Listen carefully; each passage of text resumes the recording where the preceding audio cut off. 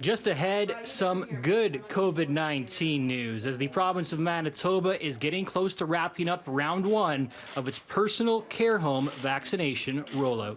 Compared to where they were a couple weeks ago, they're far more protected today, and things are only going to get better. Our numbers are trending properly now.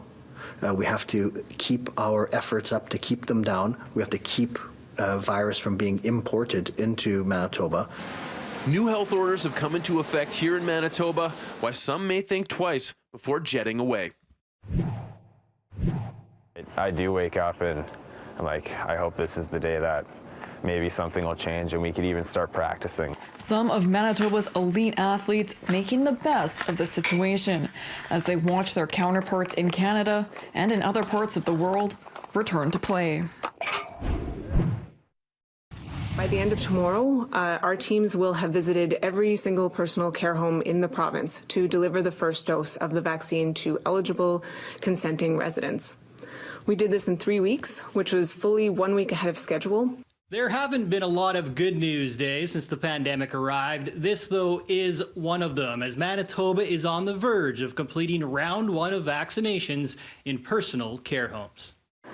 Yes, no, we have a wonderful team who's going around the whole place. Dr. Joss Reimer on the ground herself Friday morning as the PCH vaccination campaign she is heading nears the end of phase one.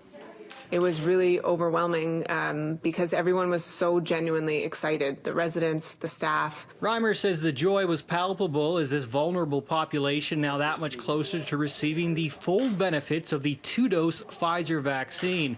But even after dose one, she says Pfizer estimates the risk is already cut in half. That still means that, if that virus were to show up with a staff member, with a visitor in that facility, that it's just that much less likely to cause an outbreak. And it is these residents who have borne the worst of the impacts of the pandemic. Shared Health's latest reconciled numbers show that almost half of all total deaths through January 25th have come from personal care home settings. This is exciting for the families, for the residents themselves to know